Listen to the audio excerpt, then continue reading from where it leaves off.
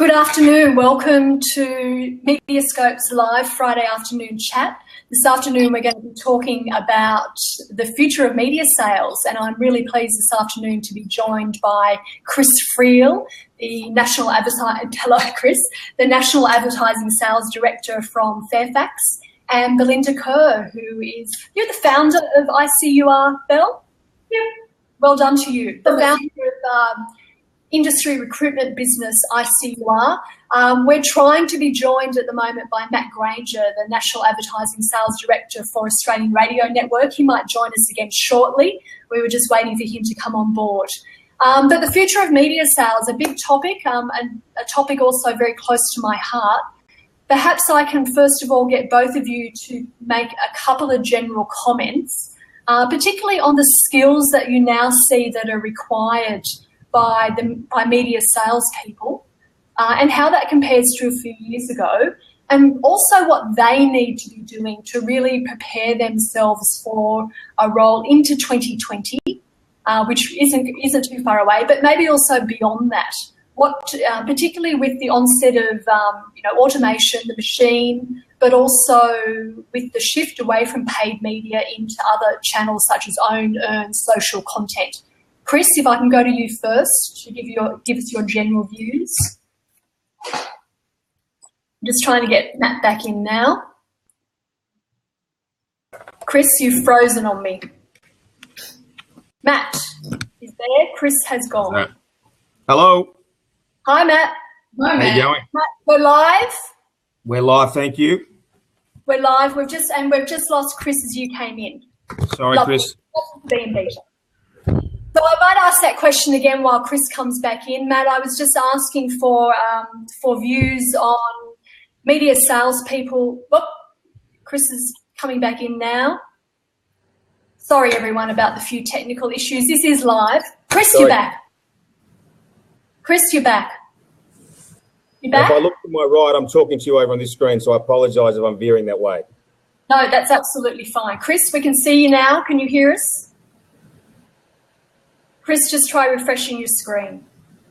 Belle, perhaps you can answer. I asked a question about a moment ago, admittedly, but about the media sales team, how that could, the way Matt, can you hear me? I can, mate, yeah. I can't hear anyone else. Can you? We've got you, Chris. We've got you, Chris. Can you hear us? Yep, I can hear you. I can hear you, Chris. Sorry, everyone. We are recording too. Matt, if you can maybe... I can only hear you, Matt. All right. I'm going to refresh myself. Yeah.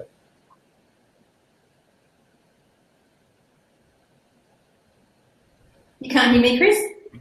Hi, everyone. Sorry again for the slight technical issues we've had. We are live. Before we lost Chris and Matt came on, I was asking about the media sales team about the skills that media salespeople need now, what they can also really do to ensure that they have a long career into the future, or indeed up until 2020, which is the future, I know. But also how the media sales team, or the structure of that team now, compares to how it was maybe even a few years ago, just to give a sense of the pace of change. Chris, if you can perhaps give us your views first. Yeah, sure. Thanks, Denise. I think first and foremost for me, I think you kind of split it into two areas from a skills perspective. Core skills for me remain exactly the same in 5 years as they are today. So, having those core sales skills of negotiation, objection handling, asking the right questions, building relationships, building trust, getting to know your client's business. I think they're skills that are going to be as pertinent in 5 years' time as they are today, and as they've always been over eons and eons of time. It's really the technical skills that have changed and will probably continue to change as we move more into the future. And obviously, the role that digital plays in our world today and will continue to play moving into the future is really dictating that at a rapid pace of knots. So lots and lots of more technical skills I think that sales people have to deal with and have to learn and grow and develop in order to have a good understanding of, how the ecosystem for marketers has changed. Because life used to be very easy when I first started out in media sales. Quite easy to just lock in some static ads or press ads or just digital display banners and then and go off and move on to the next campaign. Obviously, the world that we're in today is a lot more challenging and a lot more exciting than that, with so many more opportunities for marketers to get their message across. What that means from a sales perspective is that people have got to be up to speed with what they are and have a good understanding of the terminology, the language, and the implement. I guess implementing those skills into the sales process. So core skills remain the same. Technical skills change for me, but those qualities, I think of, for me, passion, desire, and drive, that enthusiasm are really things that I'm always looking for in salespeople in the team. And again, I think self-learning and the ability to, push forward and strive and really have that passion are really important from my perspective. I agree, that passion, that curiosity. I read a great sentence during the week that instead of, change your mindset a bit from being a salesperson to being a detective. And I really quite liked that, because it is, that perhaps makes it a little bit more fun than solution sales.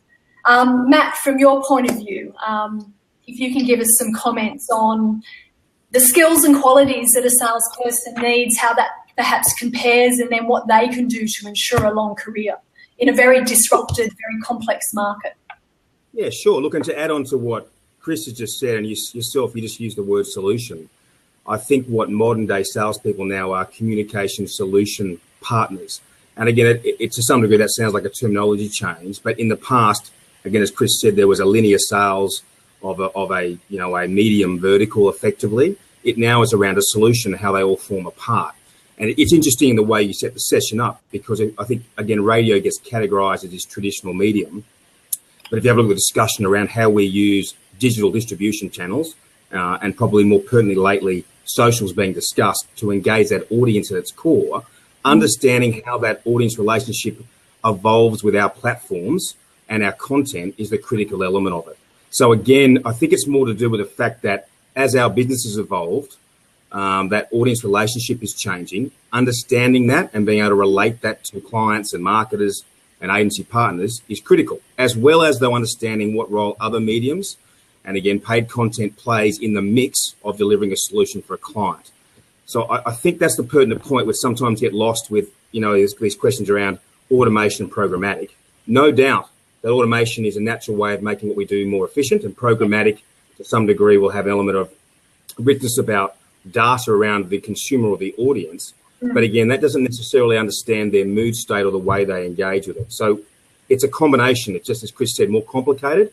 And so we're training and developing people to understand the broader marketing mix of what business challenges exist for clients and their marketing objectives and how they all fit in together. So that when our team go out to market, they're having a broader conversation around, firstly, what is your business challenge? What are your communication objectives? And how can we partner with you and others to help find a solution? So I think that's the difference in the change. I think everyone's looking for different structural changes as opposed to an evolution, which is also occurring in our businesses, if that makes sense. So we're matching that. To give an example, again, 5 years ago, you wouldn't have had necessarily an online content producer for every single radio show. Now we do. So everything that's on air is mirrored digitally and online. Yes. Whether that's social, whether that's, on a website. And I think that's been mirrored by what we're doing at a commercial side as well. Absolutely. And, the chat sounds like, what Chris said was pretty well right. The skill set is pretty well the same. The channels have, of course, changed enormously. And perhaps the knowledge that goes with those channels. Belle, from your point of view, how are you kind of seeing the roles, that role change over time and the skills that are required?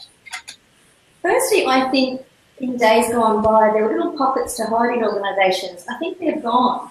I don't think too many people can hide now and get away with not performing in some capacity for too long, which is a good thing. I think it's really exciting times. People seem to be, where are we going, run out of jobs type thing. I think quite the opposite. I think there's more and more being created and more opportunities. So that's the good news.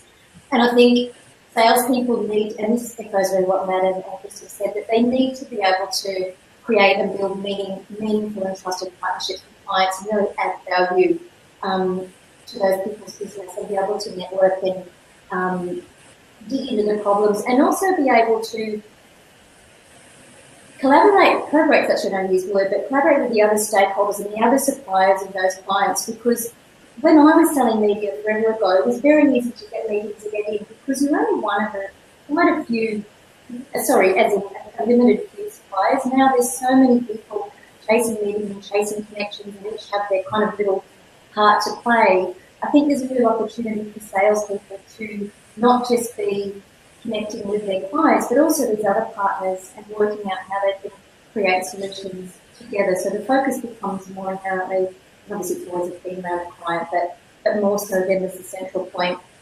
Instead of taking a product to sell to them and working out what product or what combination of things is going to get them to where they need to be.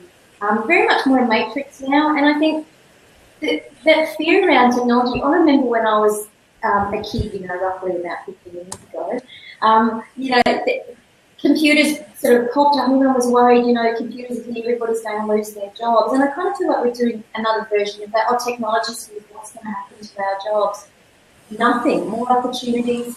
Media sales is different now than it was 10 years ago, which is different to what it was 20 years ago, and it will continue to change and evolve. So there's anything to be frightened about. And the guys that are coming up into media sales roles now, and the younger ones, look at Generation Z. By the time they get here, this isn't a new conversation for them. That's just what their life looks like. So I think that's really exciting. And I also think that there'll be a little bit more, and I'm seeing it already, this kind of switch back from, we're all getting blisters on our fingers from emails. I think that connecting with people and going out and networking and really understanding where everything fits together. You can't do that from your computer.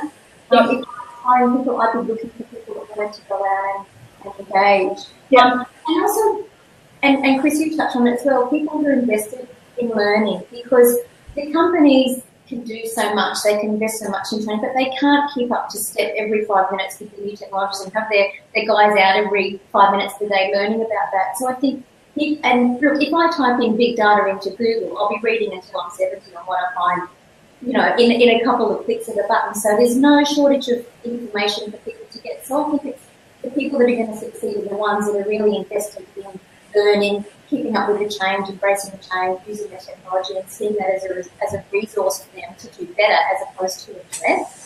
And it switched, because it used to be people were looking for, I've been over 10 years, but it was either, have you done agency sales or have you done direct sales? And everyone toggled between TV, radio, print, etc., and then digital when it came in.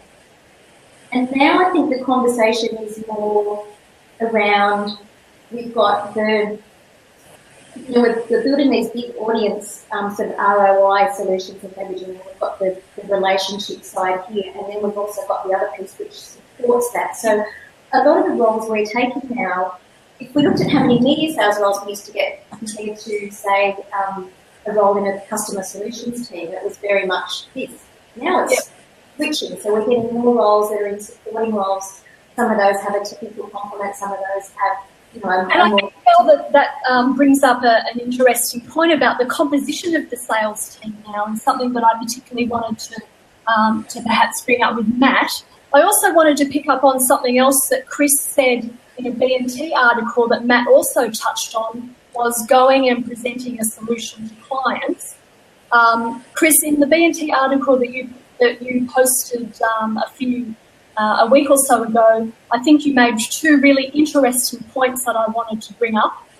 One of them was that you had spoken quite recently to a client who said that he could count on one hand how many times a salesperson came to him that really had a good understanding of his business. Now that really, I don't know, I was a bit shocked, but then I wasn't really that shocked. And I think Belle again touched on a point. I've certainly known salespeople in my time that have never actually sold an ad because they've been account managers rather than salespeople. And as Belle said, I don't think you can hide from that anymore. Chris, if you can, and you also really, and indeed this conversation has really touched on the importance of the human element still in media sales. Chris, if you can perhaps just give us some more depth to the B&T article that you uploaded, and also a couple of points that you raised. Sure. Yeah. Well, I'm not going to tell you who the client was, confidentiality. But let's say it was somebody from a very large organisation in Australia. So it was somebody who spends millions and millions of dollars in advertising. Is probably a lot of people's most important clients. So yeah, and really kind of shocking from my perspective as well. To think that we do miss the boat sometimes in terms of really getting a deep core understanding of clients' objectives and their business challenges and what they're trying to achieve. So for us, really, that is one of our core key focuses within the sales team. And I think we identified that quite significantly in the last year or two. When you look at media eye surveys or other external reports, you always see the most important thing that our clients want to understand is insights. They want you to have insights into their business and unique insights into your audience, and how can you match those insights across their business and your business to really achieve their challenges. And we've really changed. You talked about the structure of a sales team. Well, the structure of our sales division, I would say, not just the frontline troops, has changed quite significantly in the last 12 months. And we've put quite a few new business areas that focus on specific things in order to kind of mirror what clients are looking for and how the market is going. One of those is a key client team, and very much that team's remit is to work directly with clients in understanding their business and really delving deep into those organisations to get a really good feel as to what their challenges are. They're not salespeople. They're not going in there and selling to clients. They're more fact finders, a bit like the detectives that you said earlier on, but also the trusted advisors of confidence. And they are senior people. So we've got 4 of those across 4 key verticals, the key client groups in there: finance, travel, retail, and on the spot, what's the other one? Finance, travel, retail, and auto. So we're looking at those 4 areas and really working closely with the key clients to drill down on what it is that their business challenges are. They then come back and work with the frontline sales guys much more closely in terms of collaborating and sharing that information, so we can have informed conversations with our agencies around what the challenges of their key clients are. And that's not because we're going to try and go around the back door of agencies. Far from it, really. We're very transparent, very clear. It's because agencies have got a hard job to do. They've got more and more media owners in market who are coming into this market, more people to see, more challenges in terms of planning and the platforms that they've got to plan across and their businesses are changes. You can't possibly rely on them to be everybody's advocate in market. And what you need to do really is work with them, and we try and work as close as we can with them and their clients on achieving solutions. So that's one key core area. I guess the other area and the other debate is around specialists versus generalists, and that's something that gets quite a lot of press around the world, really. And there's mixed views in this area.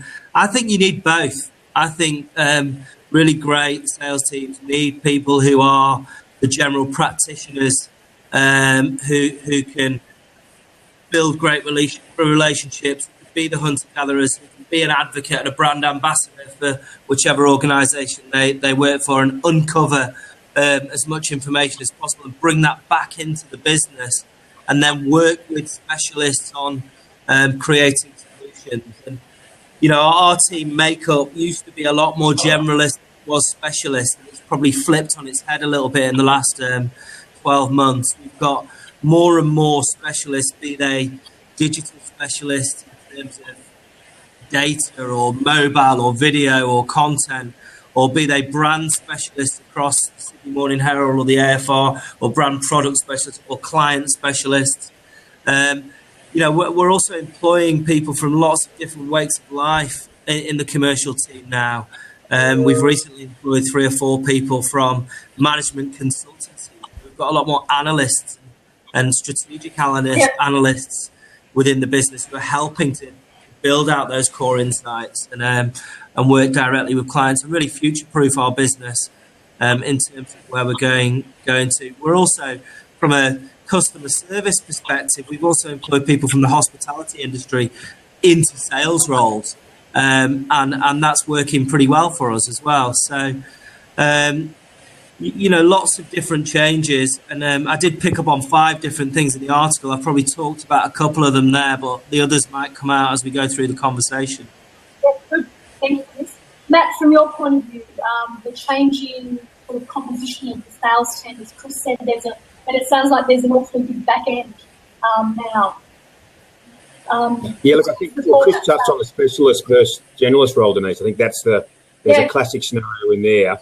I probably, just to take that line, if you think about, and we'll all remember, the account director in a full service agency in the past who had that relationship and represented, the client, the connection, but brought specialists with them. I think we've seen a return to that, but in a more complex market with more variables. But that generalist role is still very important, but their knowledge base has had to increase significantly and their understanding has had to increase. And I suppose their ability to understand when they bring the specialists in is also important. So I think that's been part of what we've focused on. We've focused on certainly investing in that specialist area for our business, and that's certainly been around, and similar to what Chris has talked about, strategy, insights and research, or being a clear division and understanding our audience better than anybody else. I think around creative design and innovation and ideation, we've got a very set team that sit around that, focused on that go into, brainstorms and our responses. We've moved into, as I talked about, digital specialists at a content level creation, as well as we've partnered with businesses like Emotive who are creating, new content that can be shared differently. So I think that's all evolving. But I think, to stay with Chris for a minute, and I know there's this, element around that salesperson, and Belinda mentioned it before.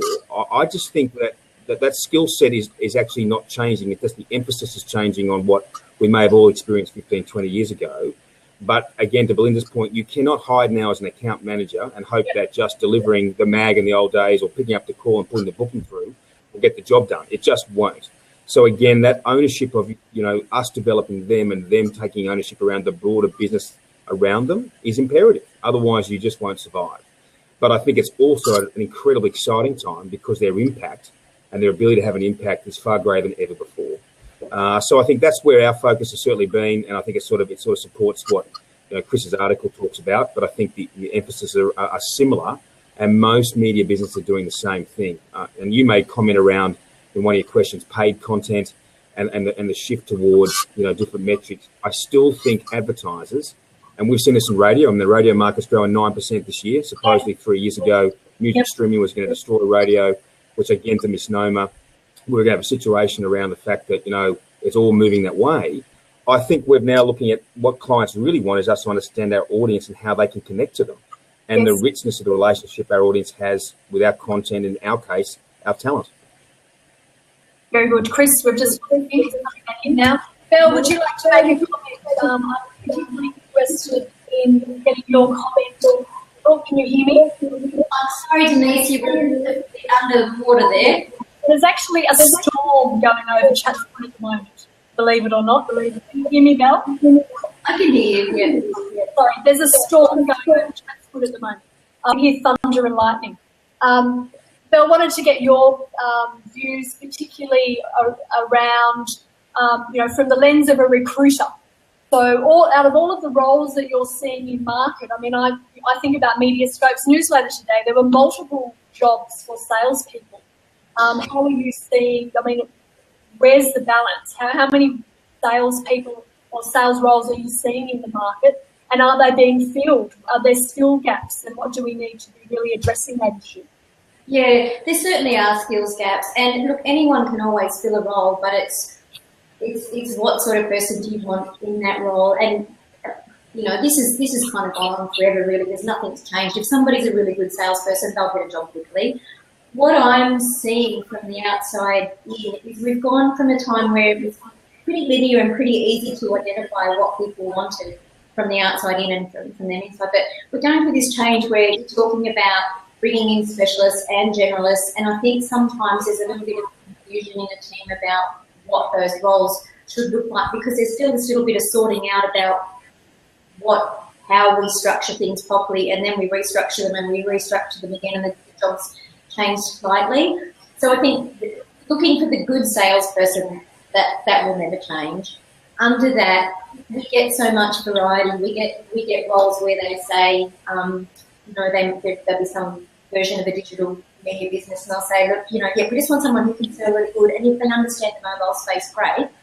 But then you might get almost the mirror image of that, and somebody say, we don't care if they've never done mobile. And then you might get another company with the same thing saying, we don't care if they can sell, we just want a mobile specialist to go out and support what the salespeople are doing. So I would hate to be a sales director now trying to work out, okay, we bring a new person, we've got a new headcount, what do they look like? Because also it's changing so quickly. So I'd love to be able to say to you, this is where the shortage is, or this is what people are looking for. But to be honest, it's different with every brief. Whereas if you asked me that same question 5 or 6 years ago, it would have been a much more linear and easier answer. And I guess it'll get to the point where it does settle in the future. I mean, obviously Matt and Chris have much better sense of that than I would. But it's pretty complicated. No. I don't think it's ever going to settle. I don't think it's ever going to settle.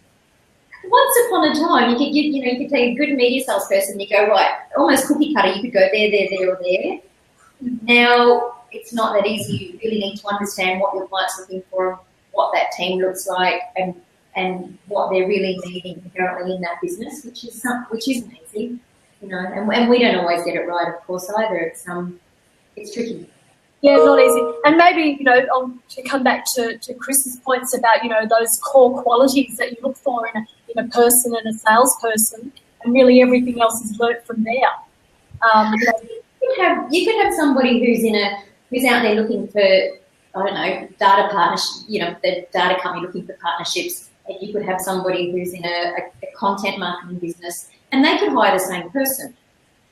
You know, and even you can have the same role in 2 very different companies, and don't want the same person. Yes. I figure.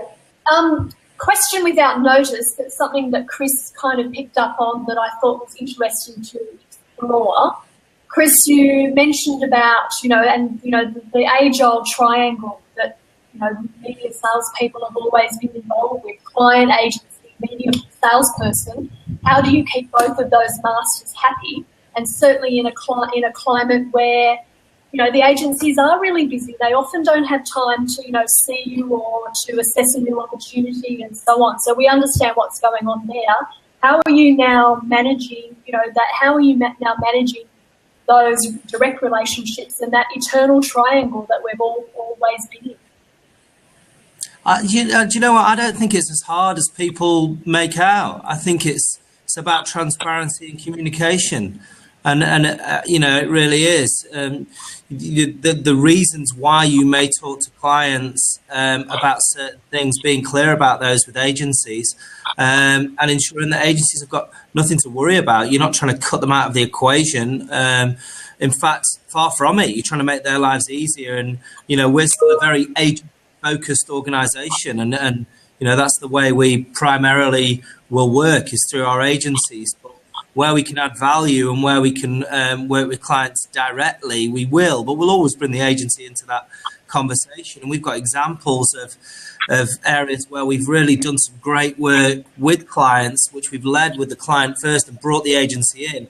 And that's had a positive business outcome for the agencies as well. So I think predominantly in this market in Australia, agencies are more and more accepting of the fact that publishers are working directly with clients. And as long as you're communicating and you're transparent around that, then there's no need for anyone to have any concerns. Great. And Matt, your comment on that, and anything else that you'd like to add? Look, I agree with Chris. I think it is down to communication. I think in the past, when we talked about all these linear lines, we were probably more shaped. We're now more flexible. And again, it's just being open with that. I think Chris is right, especially the big clients. I think I know the one he's talking about are looking for partnerships where there's a depth of understanding around their business challenges and around how we work with that. And I think it's having the right person to have that conversation. And I think in the past, maybe it hasn't been managed well, but I think it's certainly now far more prevalent and understood that everyone can benefit from that, as long as you stay on message. I think the danger is that sometimes, again, if you're focused on the communication solution, again, and the business challenge, you won't get caught just trying to sell a product and just trying to have your way. So that's the challenge of making sure you manage that. But the billing still goes through the agency, of course. 100%. I mean, I think they're part of it. So I think it's, they're always there, but they may in some instances say, look, we're across that, happy for you to go and engage with the client and have that conversation to develop it further, to understand it, and let's regroup. And we might lead that. And again, similar to Chris, we've got a couple of examples where that's been the case. And I think that's what's changing. Again, I think you think a look back at the role of media channels, and again, the perception, for example, that, radio or mainstream publishing or digital may be seen as a reach platform and others as a amplification. I mean, we've had examples where we're now playing the amplification role with a traditional set, social's leading a play. That's fine. We've actually driven that at an ideation level.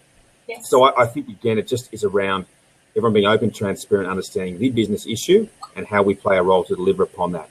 And that's the foundations of how these partnerships are being built, and why, again, to Belinda's point and Chris's point, the view of people in sales roles or commercial roles in the future is actually more an exciting one than ever before. Because I think we're now going to be less dealing with the spots and dots and making sure the baseline's done and focusing on solving problems. And that's what we all got into to do in the first place, is to, create great campaigns and great activity that sell product and deliver business outcomes. So it's just around the process of that and the way I think people are fearful of terms like big data being used, programmatic, again, the confusion around programmatic versus automation. I think Chris talked about that in his article. We just need to be really clear on where that is and where the value is of what we offer and the role we can play. I totally agree with Matt on that as well, in terms of the whole automation versus inspiration piece. If we can nail it and automate most of the dots in the transactional part of our media mix, then how exciting is it that everyone gets to spend all of their time on coming up with great ideas that are really going to solve business challenges? I mean, that's where we all want to be. Bringing back the long lunch. Pardon? I missed that, Belinda. Bringing back the long lunch. The long lunch, long gone. How often? 5 years ago, I don't think I'd have been sat here at 2:42 on a Friday afternoon. There's a few of my team on here, though. They're obviously having a long lunch. Yeah. Oh, there you go. Well, that's great. Belle, would you like to sort of add anything else to this part of the conversation before we move on to our Media Week? And you're all making me want to get back on the sales saddle again. Yeah, thank you. Like, obviously that's Chris and Matt's expertise, not mine anymore. But and what I hear and what they're both saying is it's down to the relationship and the trust. And if you've got that, people aren't going to mind who you're talking to, because if you're on the same side, it doesn't matter, does it? Just perhaps if I can get a quick comment from each of you about, I think we've all touched on this, but a really quick comment just again to finish this part of the conversation.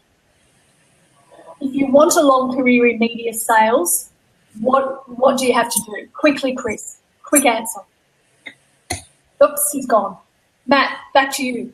Quick answer. I think Chris said it last time. Continue to understand clients' businesses, what's changing in the media landscape, and how audiences are engaging and consumers are engaging constantly, and be open to change, and read Who Moved My Cheese every week, because that is the new reality. Very good. Chris, coming back to you, we lost you there for a moment, but just a quick answer. Ensuring a long career as a media salesperson. We have touched on it. Okay, ensuring a long career as a media salesperson. Well, if you want a long career, it's very fruitful and very fulfilling. Look at the bags under these eyes right now. But I would say passion, desire, and self-improvement. And, those three things, if you constantly strive to better yourself, to learn more, to know more, to grow more, then then you'll have a great, very glowing career. And being passionate, enthusiastic and positive is really important, because we spend most of our lives at work and we want to have as much fun as possible with the people that we're working with. So that enthusiasm is infectious. It rubs off on everybody. And I think that's one of the greatest assets. Absolutely. From you, Belle, quick answer. All of that. Plus, I think, focus. There's so much going on. Just stick with what, just be focused. And hard work. There's no easy path. Invest, learn, teach yourself. If you don't like it, get out. That would be it. Enjoy it. It's a lot of fun. My mantra, turn up every day. Yeah. Everything else just really flows from there. I've been turning up every day now for 32 years. And look, all this can be yours, working from your home office. All right. Well, look, thank you so much. And, media sales are something that I speak about a lot on MediaScope. Again, a few things really come through to me. And I remember another great quote that I heard from a US sales leader a while ago was, as long as you make your audience your North Star, everything else will really fall into place. And I think that also is something really to take on board, have a unique understanding of your audience and, be able to effectively communicate that to marketers. Okay, let's move on to our media week. Belle, let's start with you first. What's been on your radar this media week, and you for next week as well? Just a general quick answer there. From our side or from the market side? Well, just from generally, what's really kept you busy this week? What's been on your radar this week in terms of the bigger picture? Well, it's interesting because we're talking about media sales jobs. I've got a team of 7. We don't have enough people to fill all the jobs that we have. So my focus this week was we've just put a new website up. So I've just been putting some final touches on our career site. So hopefully more recruiters will come to me so we can fill more of your jobs. There you go. So, Belle, you need a job, everyone watching, Belle is your woman. Very good. Matt, if you can, what's been on your radar this media week and a little bit about your week for next week? Look, we're heavily, as you would expect, in planning for 2016 and finalising our plans and how we're going to market. We're also engaging in annual negotiations and contract and partnership renewals. So that's very much the focus at the moment. But I'm feeling very positive about where we're placed. And next week is more of the same as we finish off the year and prepare for an exciting 2016. Matt, I would be remiss if I didn't bring up a competitor starting at Sydney Breakfast Monday. How are you positioning yourself, and any comments on that?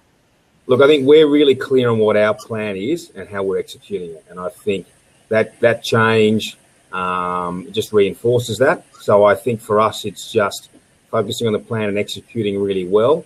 And the opportunity, again, is a big one next year. I think what it is great is the indication of the radio landscape and the investment being made by our competitors to be able to compete in what is becoming a more and more competitive category. So bring it on, and it's another exciting year ahead. Another exciting year ahead, never a dull day. Chris, never a dull day. Chris, your media week. You've been in Tassie this week. I would also be remiss if I didn't bring up a little bit about the Fairfax AGM this week, where there was a decline in your newspaper revenue. You knew I had to. There was a decline in your newspaper revenue, but what has been on your media radar this week? Well, I've been in Tasmania, so you don't get much on the radar because there's not much of a signal over there. But I'm very fortunate to be in Tasmania, developing intimate client relationships. But a bit like Matt as well, it's that time of year really when it's all about negotiations and making sure we're in good stead for that. And so we're working very hard on that at the moment, and then things are going well. But the next couple of weeks, there's certainly no let up coming into Christmas. It's as busy as it's always been, and time is ticking and running out for the end of the year. So lots of different focuses at the moment, but running as hard as we can to get to the end of the year and a well-deserved break. Very good. And my media week, of course, the MediaScope's keeping me as busy as usual, but I am finding it very interesting that for the first time in maybe 5 or 6 years, the digital mediascape has been surpassed by the activity in both the TV and the mainstream media landscape. So I'm actually increasingly thinking that we are going to see that tipping point in digital media next week, where we'll start to see a very busy and very crowded market start to consolidate a bit more. But I'll be spending my few days getting my head around some pretty big changes in the TV landscape and trying to put that into a very, one of the more popular mediascapes. So, look, thank you very much, everyone. Oh, sorry, and the Media Eye Awards, I should give a shout-out to those for next week. Matt and Chris, no doubt your teams are involved in the Media Eye Awards, I think Wednesday night or Thursday night in Sydney. Yeah, Wednesday night. Very good. Well, yeah, I just wanted to say good luck. We've got 11 finalists, so I'll be there cheering them on. Good luck to, well, it's like being at home with your mum. Laura, Renee, Gabby, Liz, Alex, Brad, Ben, Luke and Emily. Good luck. Good luck. Well organised. I've got too many to mention, so I won't take up the time. But I think a couple of wins are coming our way. Very good. Well, I will do a review of that in the live chat next week. Thank you, everyone, so much for joining us. Next week, I'll be joined by Jane Huxley from Pandora, Alex Allwood from Alex Allwood from Holla, and also Chris Edwards from AdTech or DMG. We'll be talking about women in media, Peggy's List, and I'll also be revealing the results of an event gender audit I have done, which is very interesting. So yeah, just, so we know exactly where we are. We know how many people are speaking at our event. So we'll be talking about that in the live chat next week. But, ahead of perhaps a rainy weekend, the storm seems to have passed Chatswood as I've been talking away. There is thunder and lightning going on overhead. I'm glad that we've stayed online. But thank you very much for joining us, Belle. It's been a really great chat. I hope you've enjoyed the conversation. Matt, thank you very much for joining us this afternoon. Thanks, Thank you. And Chris, thank you so much for joining us as well. I hope you've enjoyed the Blab platform. It's a good way of take us all out.